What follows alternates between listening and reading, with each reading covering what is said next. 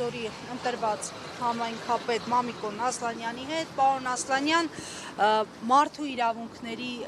խնդրին ուղիղ առնչվում եք, թե ձեր մասնագիտության բերումով, թե ձեր քաղաքական գործունեության ընթացքում, դրա ոտնահարման օրինակները սեփական, այսպես մաշկի վրա զգալով, ինչ անել, որ իրավիճակ փոխվի։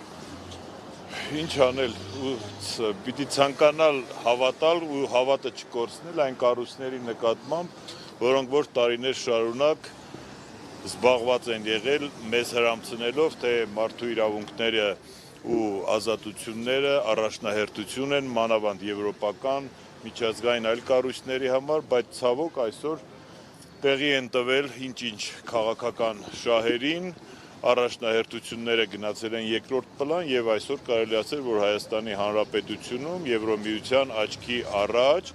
մարդու իրավունքները, քաղաքական ազատությունները ու ընդհանրապես մարդու այդ անբաժանելի ազատությունները մեծ ոտնահարումների ալիքով են Հայաստանում առաջ ընթանում եւ այդ process-ը կանգնեցնելու համար Եվրոմիության եւ ընդհանրապես միջազգային կառույցները պիտի հասկանան, որ այդ հավատը կորցնելուց հետո այդ հավատի վերականգնումը շատ դժվար է լինելու, եթե իհարկե այն լինի։ Եվ կուզենամ ասել, որ չի կարելի տրվել ժամանակավոր այդ շահերին, չի կարելի տրվել ժամանակավոր այս կամ այն խնդիրները լուծելուն եւ մոռանալ, որ դրանք համամարտկային արժեքների հետ են առաջվում եւ այն կառույցները, որոնք ի սկզբանե դրա համար են ստեղծված եղել, դրանց առաքելությունը հենց կայանում է այդ իրավունքները պաշտպանելու, այդ իրավունքները բարձրաձայնելու իրավունքի խախտումները դրա հետ եւ այժմ մի կողմ են քաշվել, ընդունել են կառավարական կեցված եւ ճիշտ չի ներկայացում, պարոն Ասլանյան, գուցե իշխանությունները ասում են հիբրիդային գործակալների դեմ են պայքարում։ Այո, հենց այդպես էլ ներկայացվում է, բայց կներեք,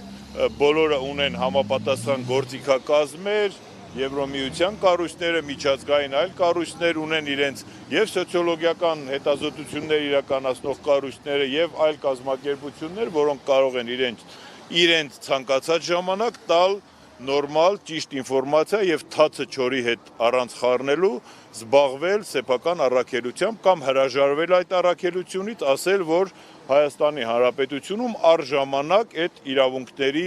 եւ այդ ազատությունների ուղղությամբ որևէ գործողություն, որևէ կազմակերպություն այդ գործողություններով չի զբաղվում։ Դա կլինի ավելի ազնիվ ու արդար։ Պարոն Ասլանյան, դուք այսօր ակցիայի մասնակիցները բարձրաձայնեցին նաեւ Բաքվում պահող ռազմագերիների հարցը, հաշվի առնելով երրորդ նախագահի այն հայտարարությունը, որ կասկածներ ուներ, որ իշխանությունների միջամտությամբ են գերիների ցուցակում հայտնվել անձինք, ինչ է կարծում այս նախընտրական փուլում իշխանությունների քաղաքական հաշվարկներում ավելի շահավետ է հասնել նրան, որ գերիները ազատ արձակվեն, թե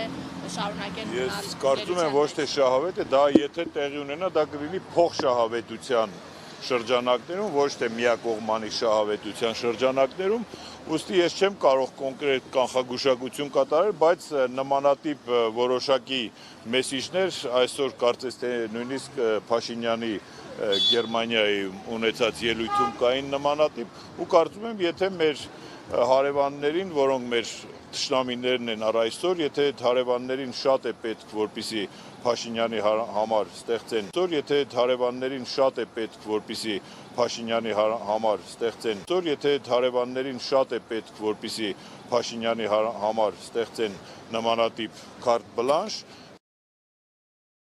չեմ կարող անել այդ ուղղությամբ իրենք աշխատանք կանեն գերիների բաց թողելու թե չէ, բայց դա ամեն դեպքում մեր ազգային առաջնահերթություններից մեկն է, որովհետև մի այլ բան է Հայաստանի Հանրապետությունում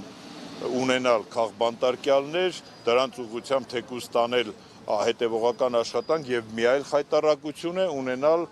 թշնամի պետության բանտում մարդիկ, գերիներ, ովքեր այս երկրի, այս ազգի մեջ ունեցել են որոշակի